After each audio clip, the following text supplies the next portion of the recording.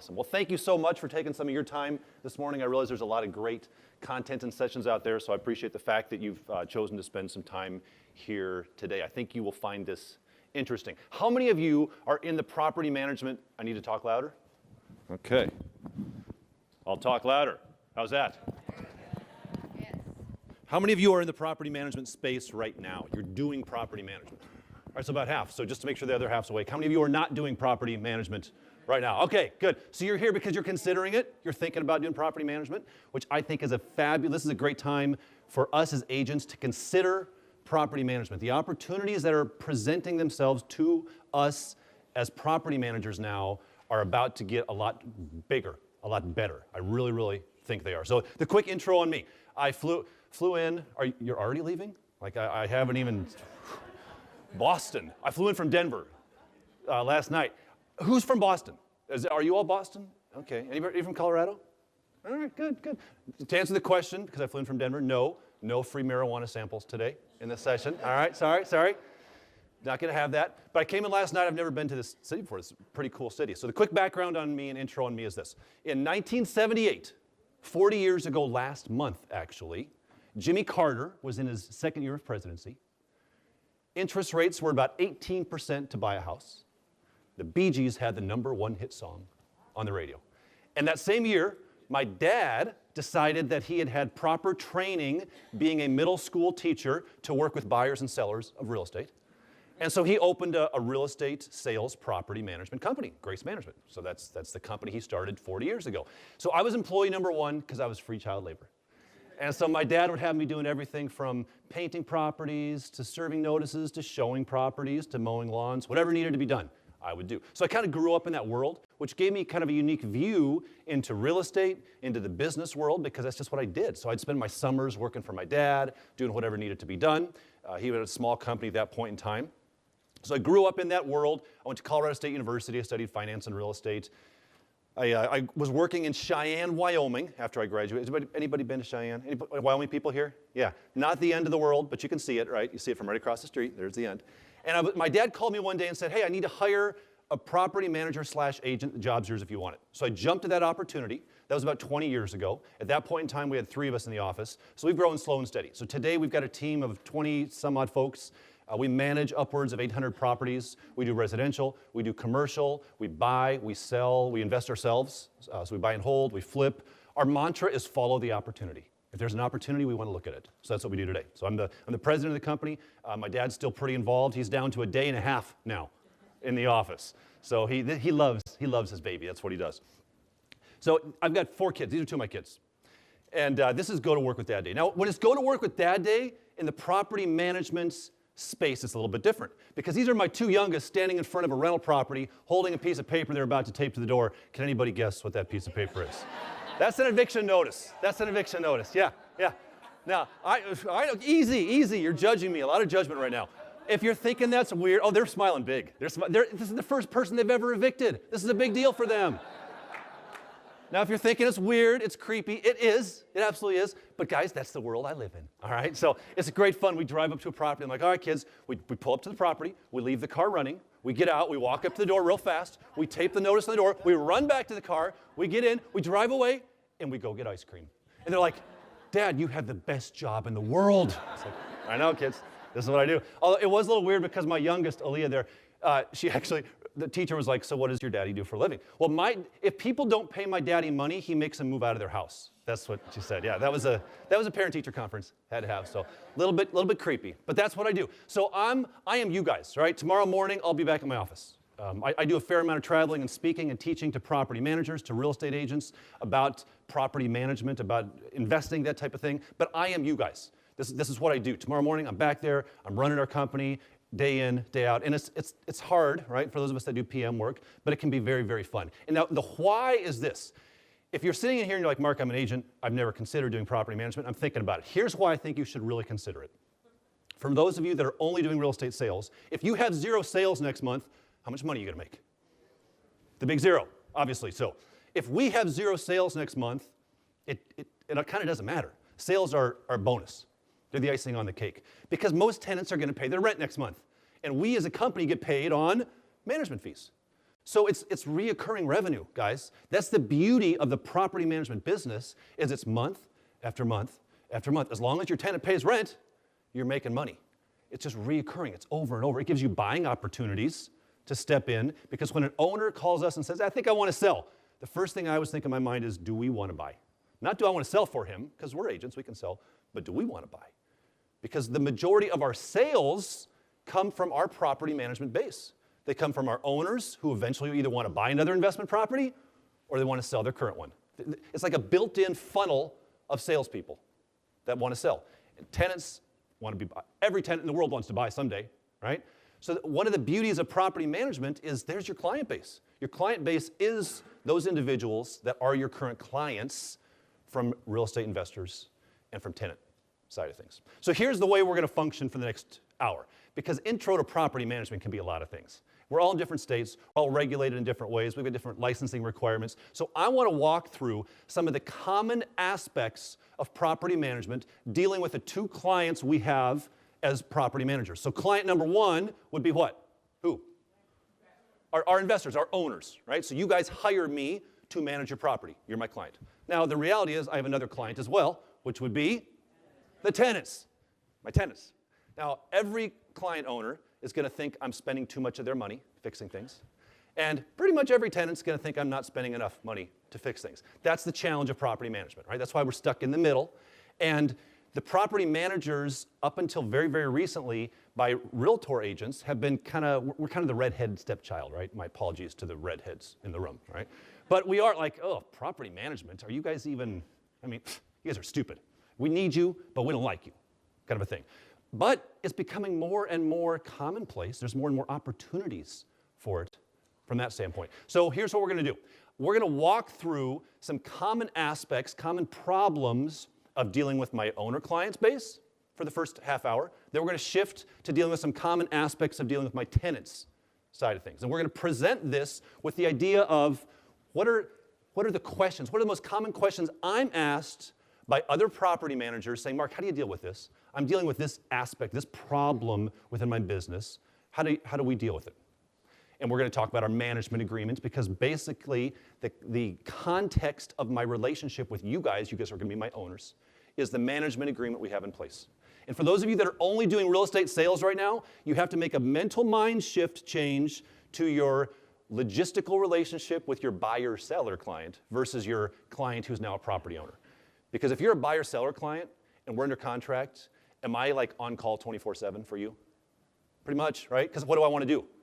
Close the deal. And it's 2 weeks till close. And if you call me, I'm going to answer. It's a sprint. Property management is not that way. Property management is a marathon, right? I'm going to be in business with you day after day. So does that mean if you call me at 3 a.m., am I going to answer? Because I'll burn myself out. So we're almost lowering expectations on the owner side. So let's jump in here. Oh, here's my quick disclaimer. I'm not an attorney. I'm not licensed in any state but Colorado. You are welcome to steal and use any of the stuff I talk about today. But if you use it, check it with your attorney, because I'm going to give you some language that we use in our agreements. And if you use it and it's wrong and you get sued, I will deny I was ever in this beautiful state, all right? I've got 18 people in Colorado right now ready to swear I'm in Colorado today. So here we go. Question number one, who should approve the tenant or the applicant? Either the property manager or the owner. So you guys hire me. I'm the property manager, you hire me to be your PM, and I go find an applicant. What is one of the most common issues we see is I, as the PM, say, I'm hiring you, and what's your name, sir? Can I pick on you? Michael? Michael says, hey, Mark, I'm going to hire you to manage my property. But Mark, when you get an applicant, I'd like to know who's living in my property. So tell me about this person before you approve them. Sounds logical, doesn't it? Not in Massachusetts. Well, hopefully not anywhere. Because many, many PMs will be like, oh, okay, sure. And so I get my two applicants, and I come and I say, well, Michael, there's this person, they've got a credit score of 680, and they've got 2 kids, and here's what they do. And this person over here is single, and they've got a credit score of 550, but they've got a good job. And what do you think, Michael? That's the common thing. We don't want to do that. Our answer to this is the property manager. That's what you're hiring me to do as your property manager. So part of this is very, on the front end, we set expectations of when Michael says, well, Mark, I'd like to be involved in the tenant selection process. Well, no, Michael, you don't. And the easy way out of this one, when the owner says, well, can I be involved in this? And say, well, we don't do that, but I'll make an exception this one time. Just one question for you. Can you tell me protected classes under HUD. Now, how many protected classes are there under HUD? 7, yeah. If you said something different than 7, just, you're just coughing, right? There's 7. And in your state, there's probably a few more. No owner, no investor knows the 7 classes. They don't. Now, if they did, I would say, oh, that's great. Can you tell me the additional classes for Denver or for Colorado, whatever municipality you're in? Because here's what's going to happen if you let your owner become involved in that process. You're going to say, well, here's the 2 tenants, here's the applicants, and this one's got this, and this one's got that. And the owners that say, oh, well, this one's got 3 kids, I see. Yeah. Well, I would rather not have 3 kids in my rental property. This one's just a single person. I mean, 3 kids can tear it up. And logistically, that makes sense, doesn't it? Guys, I've got 4 kids. I don't want my 4 kids living in my house. But the state of Colorado says I can't kick them out. Kids are hard on properties. That's just the reality of it. But can we as agents say no to 3 kids if it's a 3-bedroom house? No, we can't. So if he said, well, let's just go with this one because they don't have the kids, did we just break a fair housing issue? And if HUD finds out about that, and believe me, HUD's out there, they're being very aggressive, who's HUD going to go after? Michael, the property owner, or Mark, the property manager? They're going to come after me, right? So we don't want to set our owners up to be discriminatory because they will, even if they're not meaning to. What if he says, well, these people look very similar, but this is a very strange last name. I wonder what nationality that is. Uh-oh, did we just step into some bad areas? So we want to set that expectation that, hey, I will find the tenant, I will approve the tenant, I'll tell you when I approve them, and I'll tell you how many people are there, but I am setting that expectation. So after we kind of go through these, I'll show you the actual language we have in our management agreement that addresses this particular issue. And here's what that language says. Owner grants the agent, who's the agent? Me.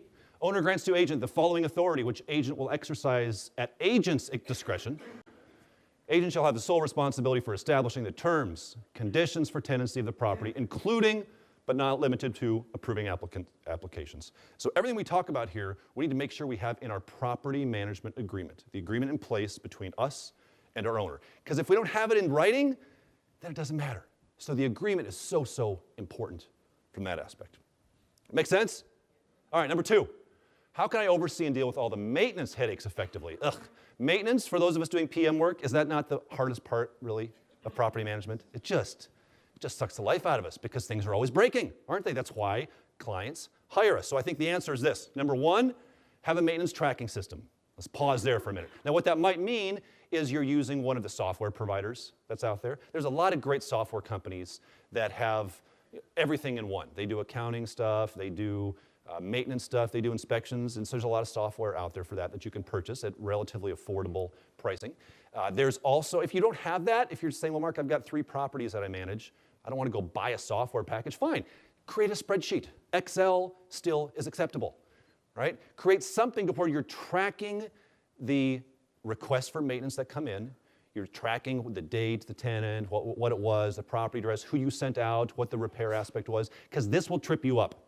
If you're just responding to these things and not tracking them, eventually my owner client will call me and say, well, Mark, didn't we fix that hot water heater about a year ago? Why am I getting the same bill again?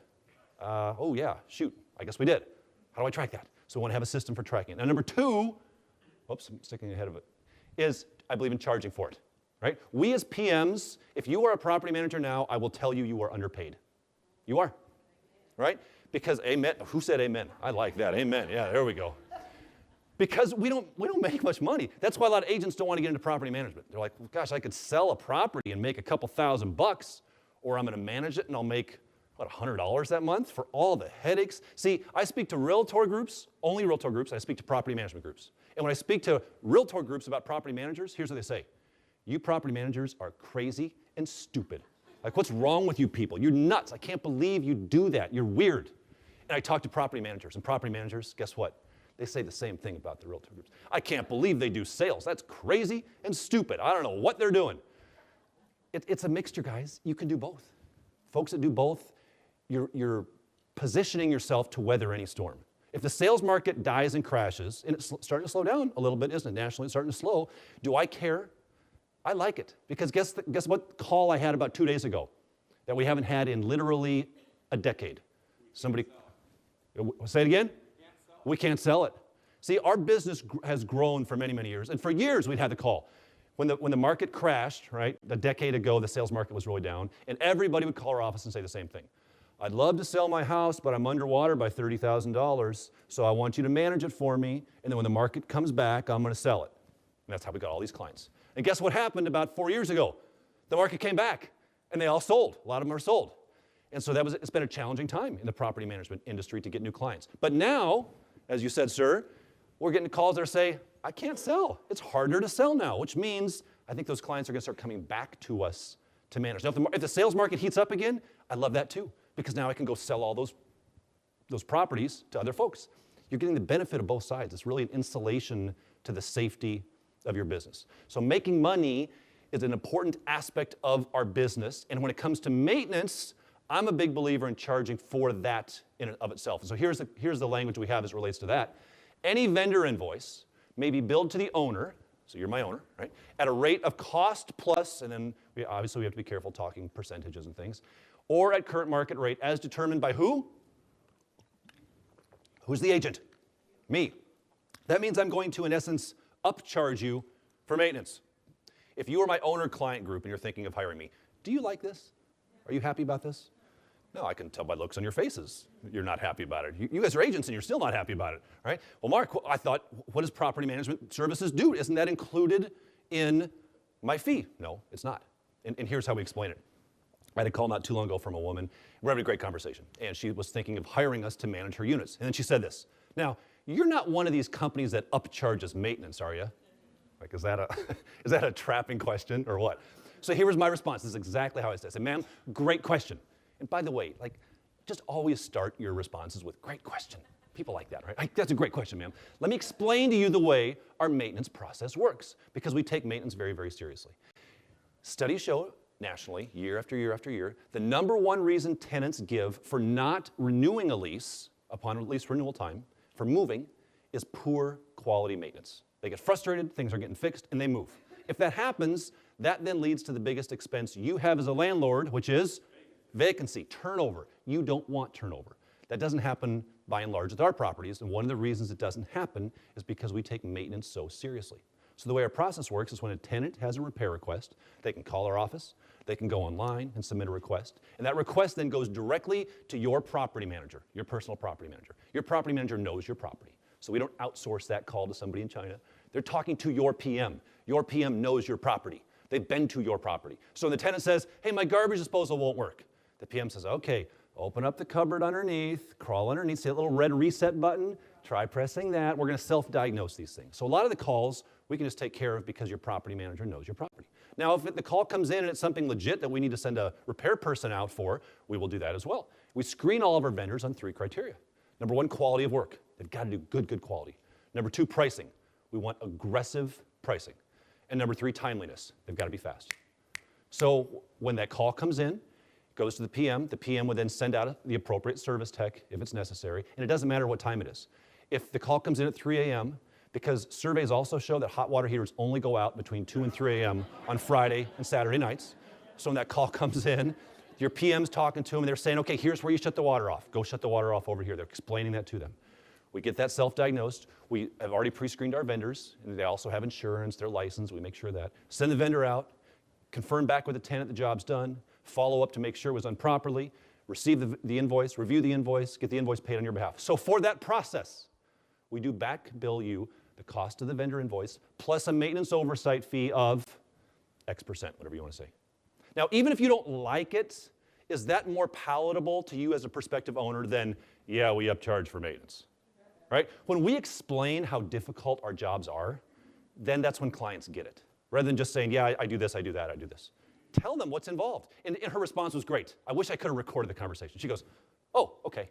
She hired us. Because I just explained to her how difficult and yucky maintenance is. And this guy, by the way, guys, from a profit center, this is huge. This is huge for us. This is where most of our profit comes from. This is the number 2 income line on our business. We've got management fees, number 1, maintenance income, number 2. Because we manage a lot of doors. So every time we're fixing something, we're taking a piece. Yes, sir? Do we have our own maintenance company? No, we do not have our own maintenance company. We use third-party vendors. A lot of PM companies do. We've tried it. You can control it better. Yeah, there's good arguments on either side of that, whether you start your own in-house maintenance or not. Yes, sir. Do you mind telling us what you charge Well, I mind telling you what I charge. Okay, I'm in Colorado, so I'm not overly concerned about like us breaking, what is it? Antitrust, right? Because, I mean, so I got to be, okay, so it's between 9 and 11%. Okay, I'll just tell you that. Come on, folks, stick with me. Come on, that was an easy one. Jeez, I know it's Sunday morning, but the time change and everything. Yes, ma'am. That's a great question. Do we ask permission first before we do a maintenance? We're going to get to that in just a minute, so hold that question. All right, number 3, what do I do when my owner asks me to do things outside the scope of my management services? Number 1, this is kind of a 2-part question, define your scope of services, because if we do not define our scope of services, will owner clients ask us to do just about anything under the sun? Absolutely, so we want to define our services, and then when we do step outside the scope of services, we want to ensure that we're being paid for that. So we have a clause, and this is kind of a long one, but it says this. This basically says everything we don't do. Recurring inspections, representation at court hearings, depositions, homeowner association meetings, property tax assessment appeal hearings, insurance claim related paperwork, city or county building inspections, and other exceptional property, building, or resident related events are not covered by the monthly management fee. Whew. Don't worry, it gets worse, owners. Normal property management services also do not include showing property to real estate agents, inspectors, appraisers, or prospective buyers. Should agent perform services not included in the normal management fee, a fee of X per hour with a 1-hour minimum may be assessed at the agent's discretion.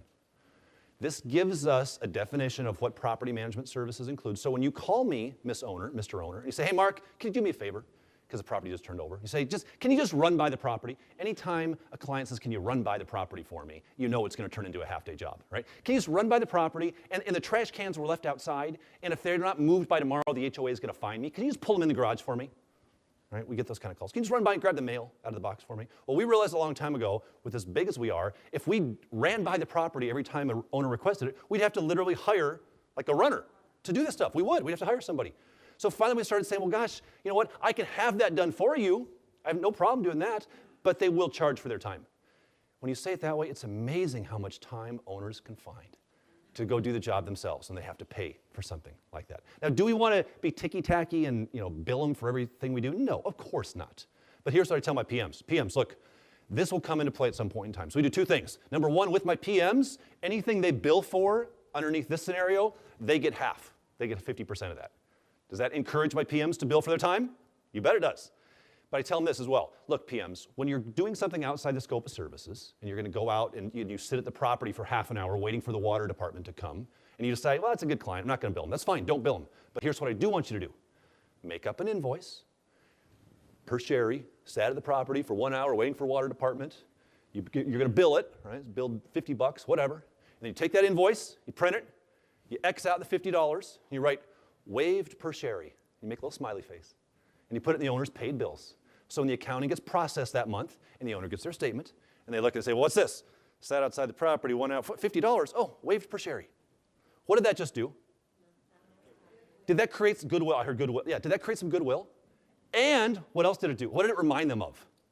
Maybe next time, what?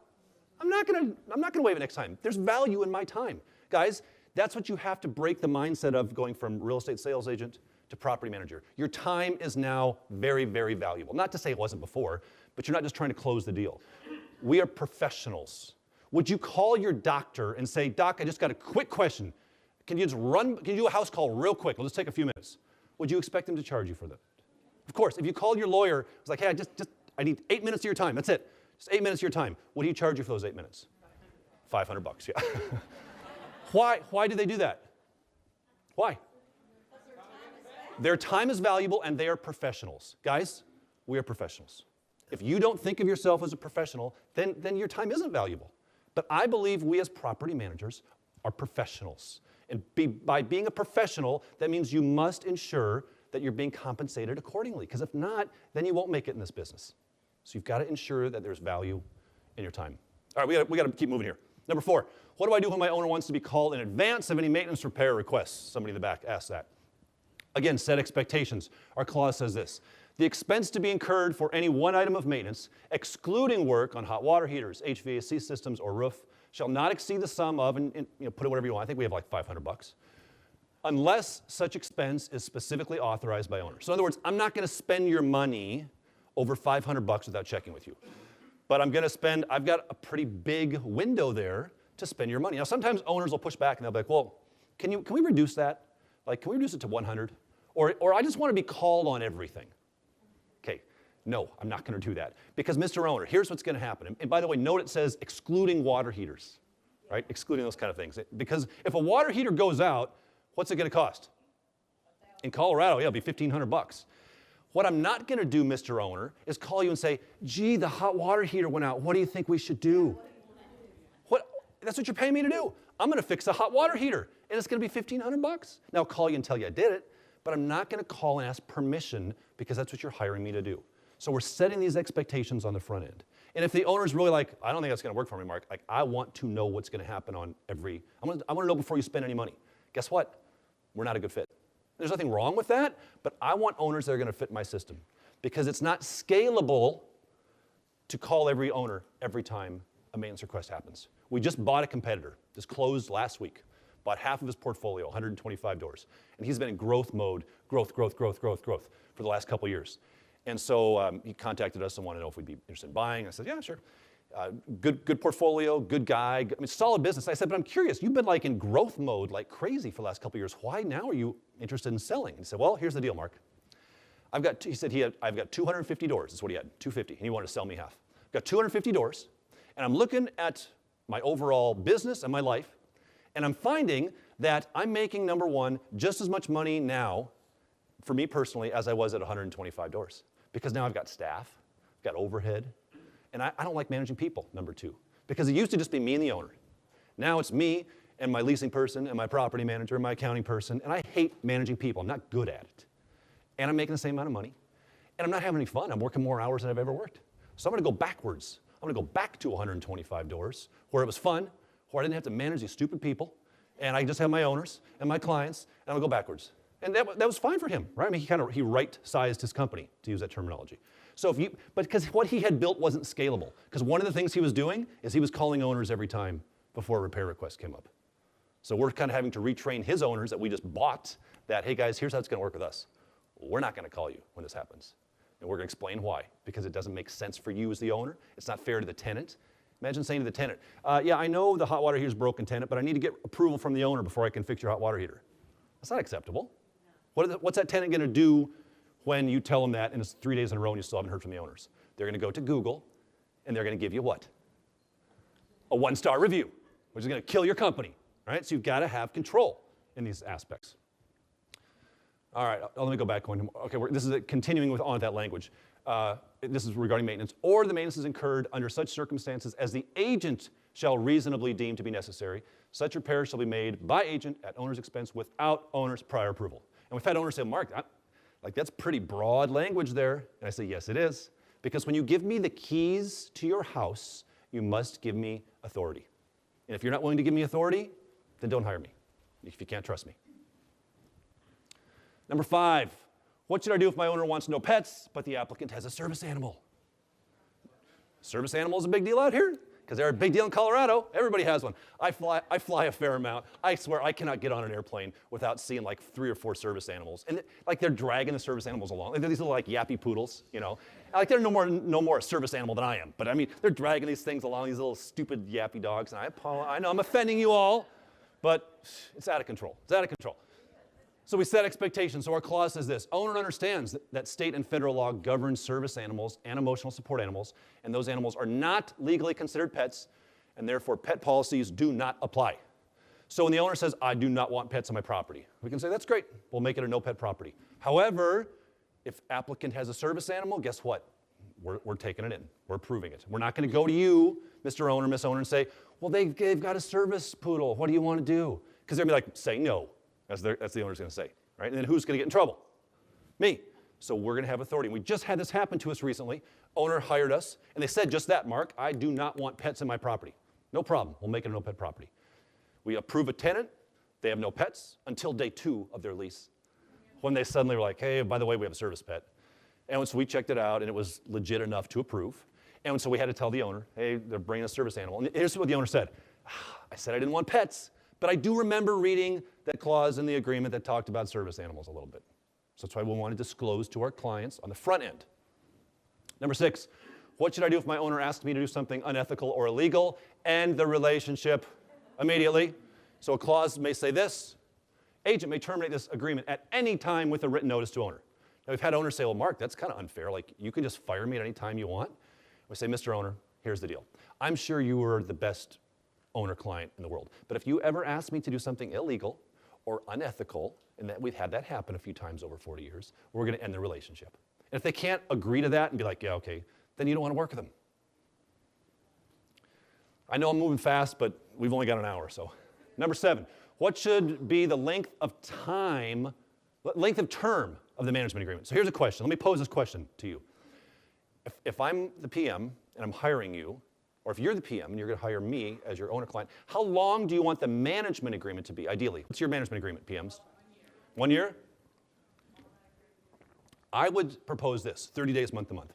30 days month to month. Now I know, you're thinking, Mark, okay, you just lost all credibility. You've been smoking too much marijuana in that little state of yours there in Colorado.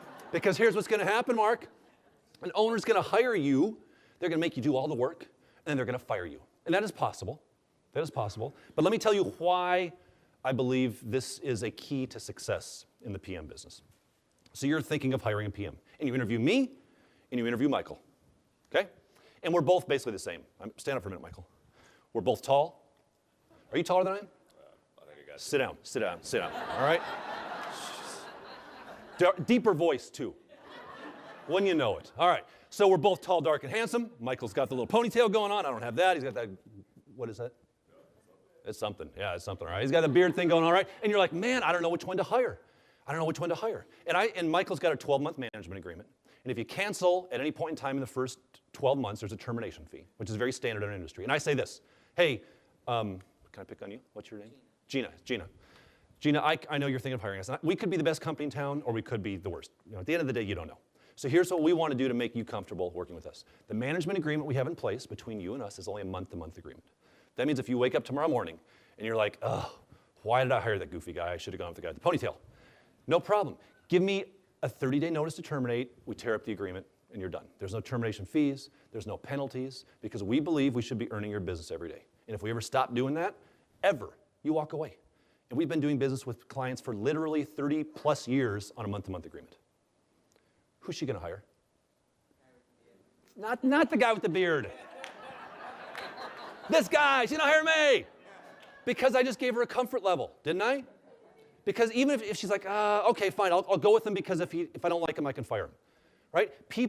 You have to make it easy to do business with you. This is part of making it easy to do business with you. Now she could hire me and use me and abuse me and do all the work on the front end and then fire me. That is possible. Guess how many times it's happened to us in 40 years? 0. That's a 0 for people in the back row. Never. I mean, come on, guys. People don't do that stuff. They just don't. And even if it happened, let's pretend it happened one time per year. Every year somebody burns us with that. I will gladly trade the one time per year I get burned for all the new clients that agree to work with me because they're comfortable, because it's a month-to-month agreement. And guys, nobody does this. You want to set yourself apart from everybody else in the industry? Do this. No, I don't know any company in Colorado that does this. None.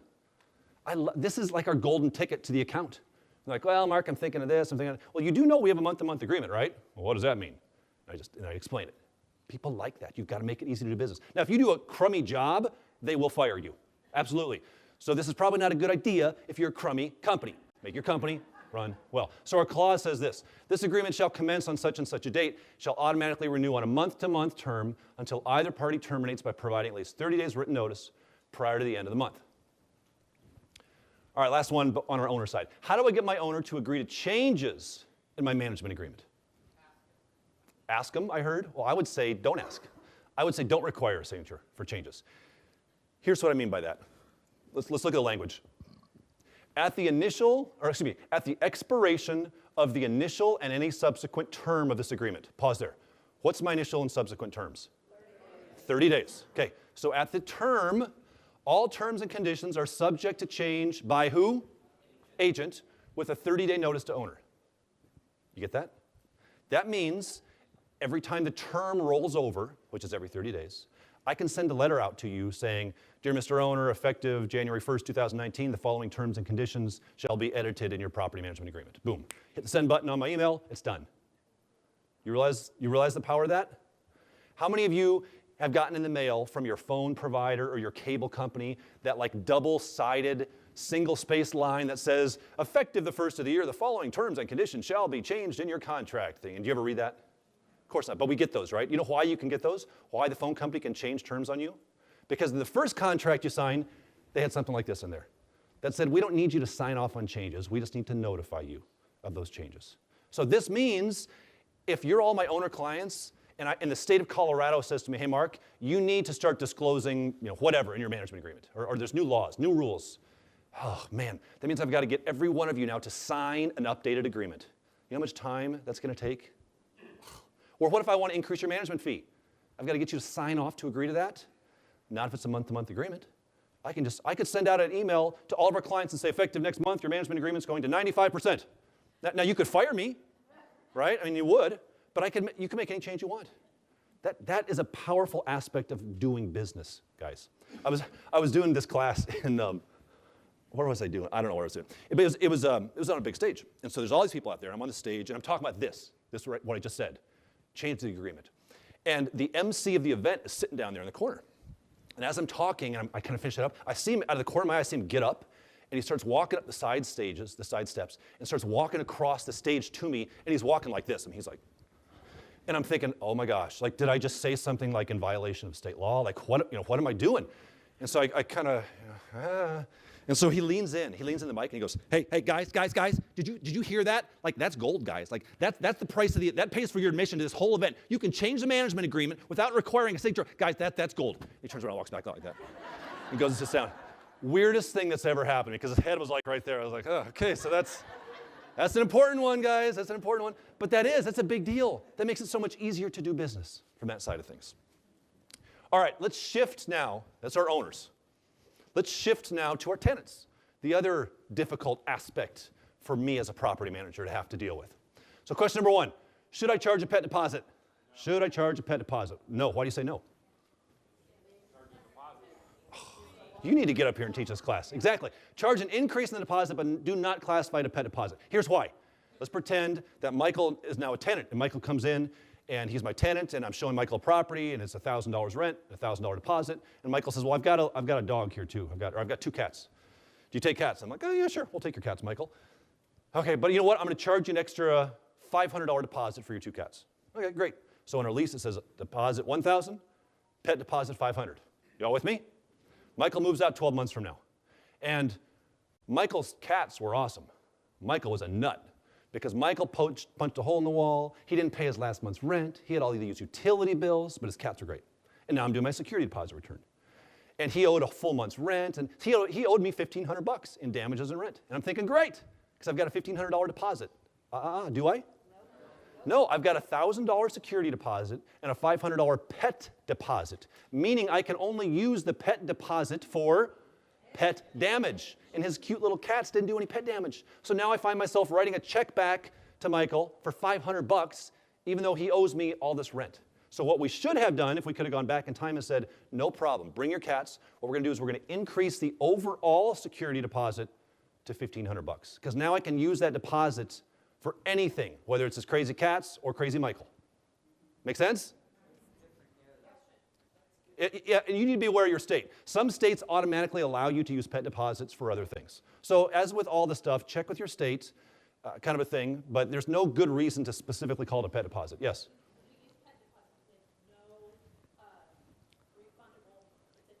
Can you make it non-refundable? Here's what you have to remember about that. You can make anything you want non-refundable, but you cannot say non-refundable deposit. That's what judges don't like. So I could have a non-refundable pet fee. Sure, I could. But do not say it's a non-refundable deposit, because those two words mean the opposite in the legal world. If it's either it's refundable or it's non-refundable or it's a deposit, but you can't have both. So you cannot have legally, you cannot have a non-refundable deposit, if that makes sense. Yes, sir?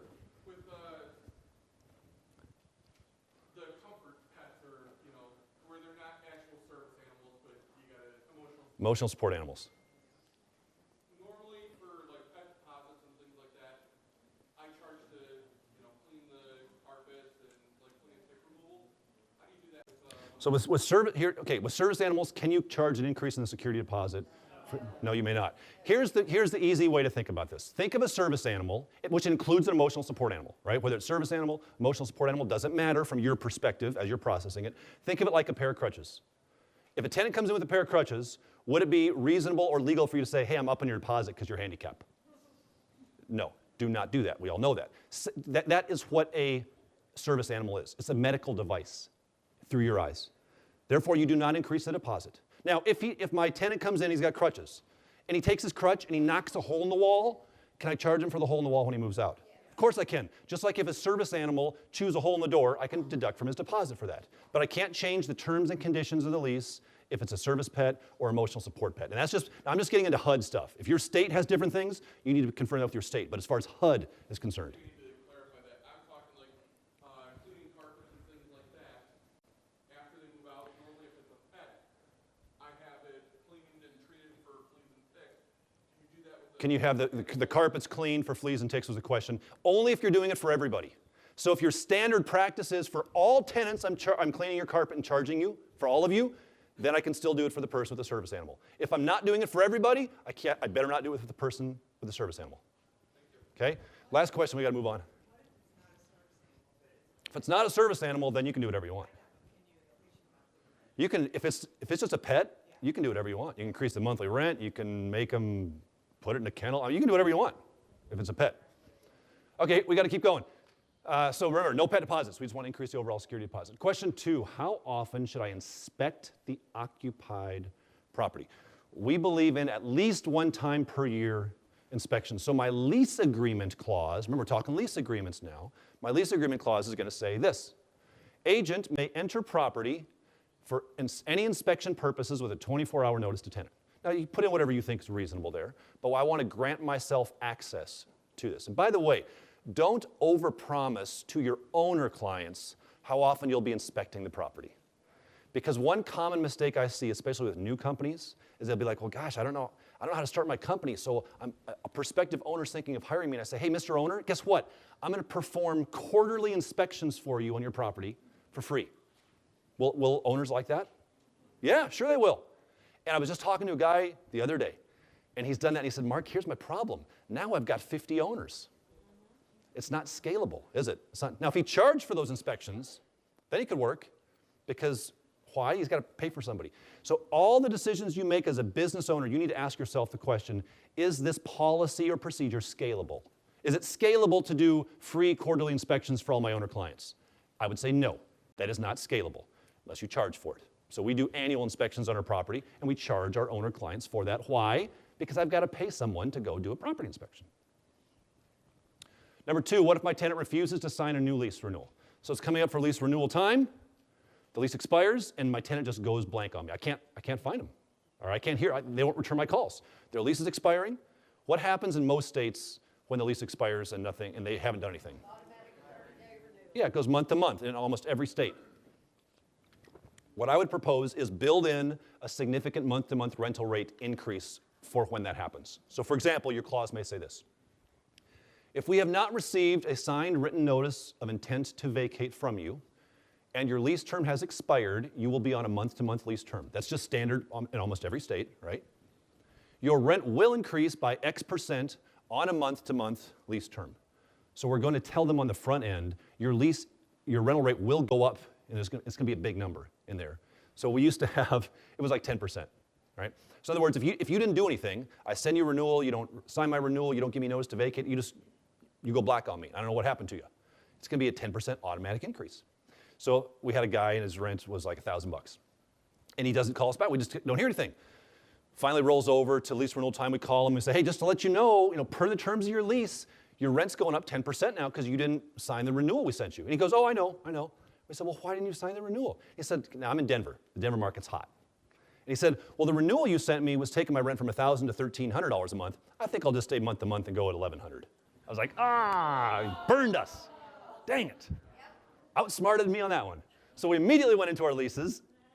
It's like a 50% increase now on these things because we want to encourage them to sign a lease renewal. Yeah, you're all mocking me, but you'd have done the same thing, all right? All right, question number 4. What if my tenant sneaks in a pet? Does that ever happen? Absolutely.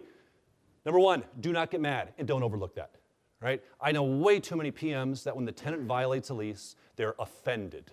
Folks, if that offends you, then save yourself the next 15 minutes and just leave the room now, if you're easily offended, right? Because if you're going to get in the PM business, people are going to lie to you, and they're going to offend you, and you'll drive yourself crazy, right? You got to be a big boy. You got to be a big girl. Don't get offended. If you get offended easily, you're in the wrong business. So don't get upset. Inspect. We do want to do an inspection of the property, and I would say consider allowing it. Because if it's a good tenant, and good tenants sneak in pets, guys, they do, especially around Christmas time. We love to do inspections in January. Because what we find is, it was Christmas time, and little Junior wanted a dog, and so mom and dad went out and bought him a dog. And we do our inspections in January. And so now we'll say, well, we'll consider allowing the pet, but there's going to be a pet fee, and maybe there's going to be an increase in rent, and there's going to be this and that. Guys, what parent in their right mind, who are my parents? Who has kids? Okay, your kid comes to you, just gave him a dog for Christmas. You're going to come back to the dog and be like, hey guys, remember the dog that Santa brought you for Christmas? It's got to go away. We got to get rid of it. They'll pay whatever you ask them to pay because they want to keep the dog. So consider allowing it. So our clause says this: no pets of any kind are allowed, even temporarily. I like the even temporarily, because when you catch the dog or the cat in the window, what do they say? It was my mom's cat and she was visiting for the afternoon. You just happened to drive by at the same time. Anywhere on the premises, unless we so authorize in writing, if we discover a pet on the property, you will pay us X dollars per day, and I love the per day thing because it encourages them to get rid of it quickly, until the pet is removed, plus an inspection fee of X. So that's just like a penalty on the front end. That's even before we consider allowing the pet. All right, number 5, how do I deal with marijuana in my rental property? How many of you are from states that's marijuana friendly? Yeah, and it's just getting more and more, isn't it, every year? In every state that is marijuana friendly, keep in mind, that doesn't mean you have to allow it. But you must specifically prohibit it in your lease if you're not going to allow it. So we have a clause that says this: recreational marijuana use is legal in Colorado. However, both Colorado law and federal law give us the right to prohibit it. Marijuana use, possession, and or growing is prohibited on the property. Violators will be evicted. Now, some people say, well, Mark, is that, like, it's legal though? Can you do that? Let me ask you a question. Is smoking, like not marijuana, but just is smoking legal? Sure. Do you have to allow it in your rental property? No.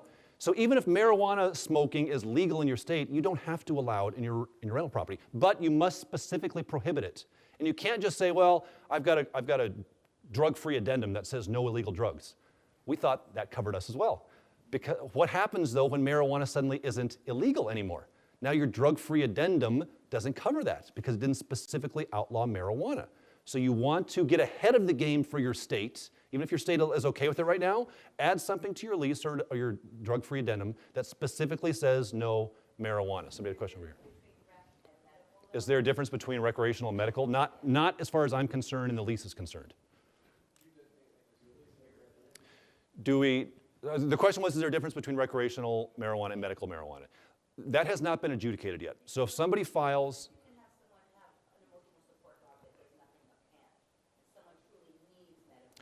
and if someone, so the question is medical marijuana. And that's up to you, right? This is a business decision. Like if your tenant says, hey, it's medical, and it's up to you. You can be like, okay, fine, I'll allow it. Or you can say no. What we say is, don't smoke it.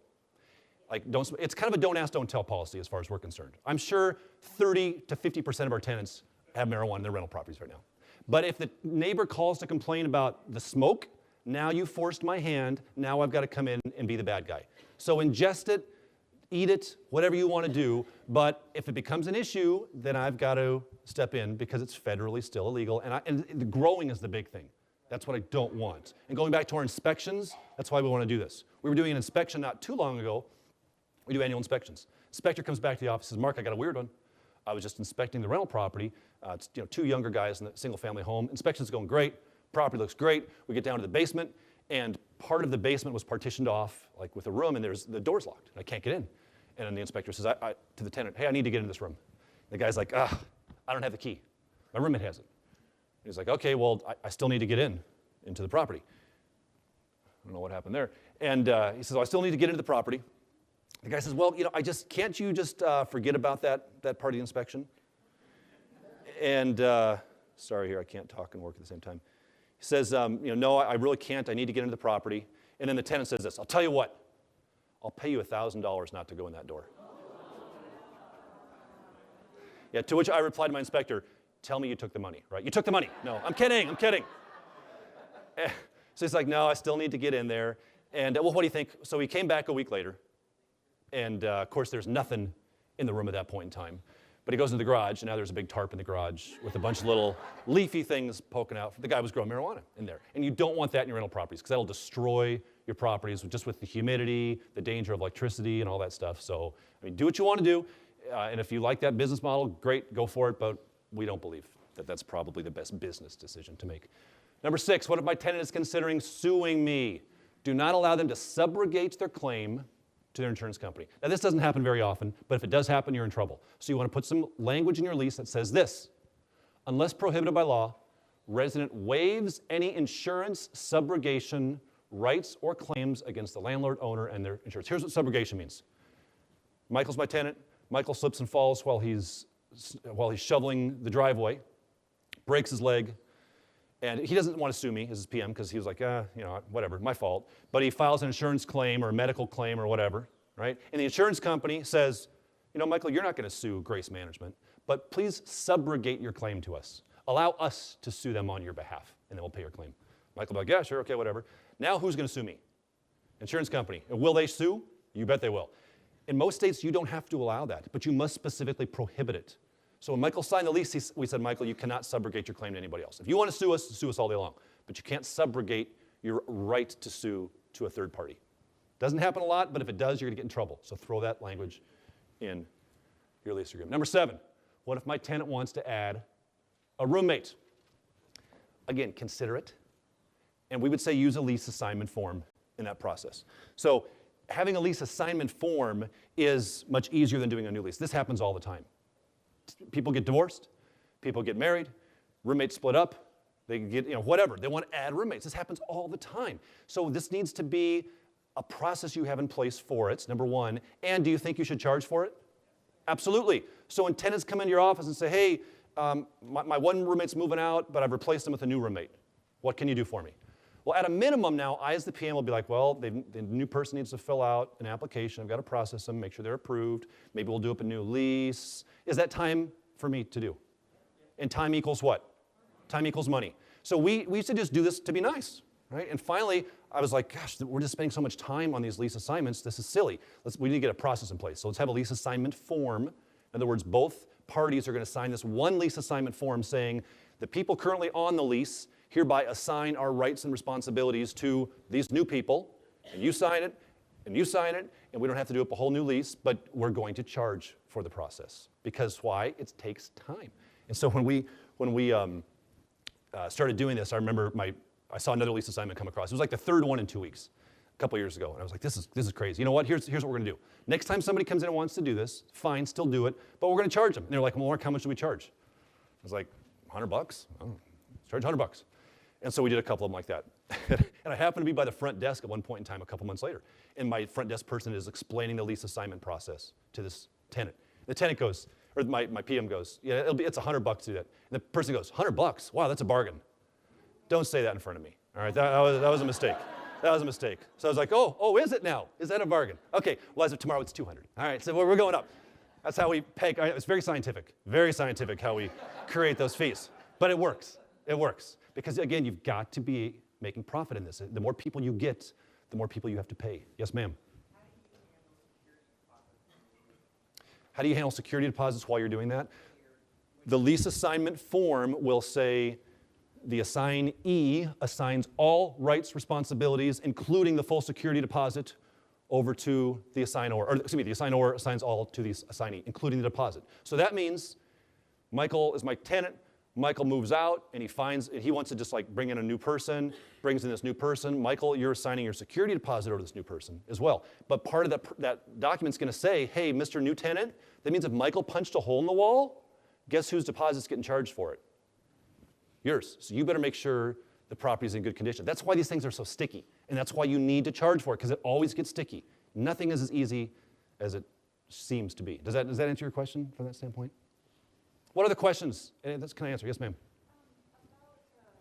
It has to do with your previous number 6. Do you find that most carriers are refusing property managers as additional insureds in order to Or can you say that there are some carriers that allow it? Yeah, it's very difficult. It can be difficult to get your owner's insurance policy to add you as additional insured. Now, that's just a good business practice, right? One of the things in your management agreement should say, you, owner, promise to add Grace Management as additional insured. Now, the reality of it is, for our company, I'll tell you, that's in our agreement, but we don't keep track of it. Because I'd have to go hire somebody, basically, to keep track of it, so we just don't, but we probably should. Early termination of the lease agreement? Well, we have a clause in our lease agreement that's called the reletting clause. The reletting clause says, hey, tenant, you can break your lease anytime you want. You can walk away tomorrow. But you're going to have to pay a reletting fee, which for us is equal to like 3 times the amount of the rent. And tenants exercise that all the time. I love that clause. Because what we used to do is we'd say, and this is how most states are, you can charge them rent up until the time you get it re-rented, right? That's a hassle to try to calculate. And you're going to, what are the utilities? And did you mow the lawn while it was vacant? And what did the new person move in? Are you going to charge the leasing fee? Ugh, sticky, sticky, sticky. I don't have that in here, but let me do this. And that can answer a few more questions. So here's my contact information.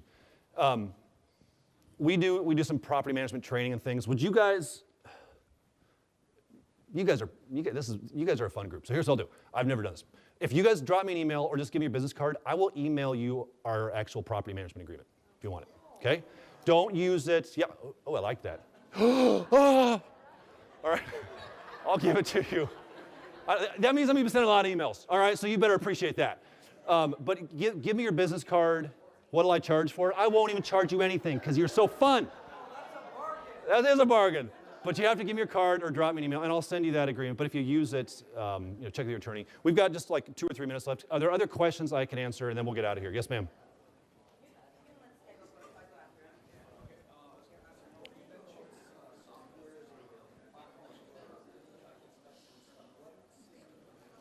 So we mentioned, okay, if you're thinking of leaving, hang out for 60 more seconds. We'll be out of here in 60, all right? But then I'll stick around. I'm happy to stick around and answer other questions if you guys have them. And I'll be out in the hall as well if you want to ask questions. What software do we use? We use AppFolio. There's a lot of software providers out there. There's Rent Manager, there's AppFolio, there's PropertyWare, a lot of good ones that are out there. So just do your Buildium. I live in an area where Hurricane Michael came through and devastated the area, and a lot of our owners have been asking us to hold off on repairs until their insurance comes through.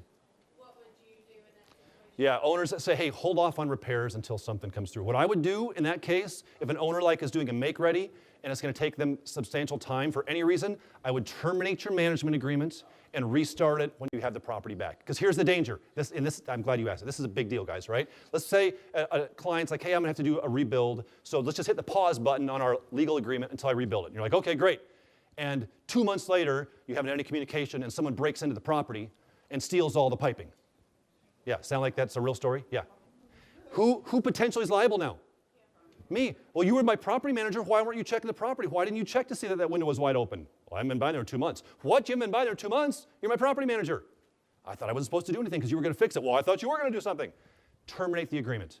If you can't do the things that the agreement says you have to do, you're best to terminate. Hey, guys, thank you very much for your time. I appreciate you coming out and hanging out with me.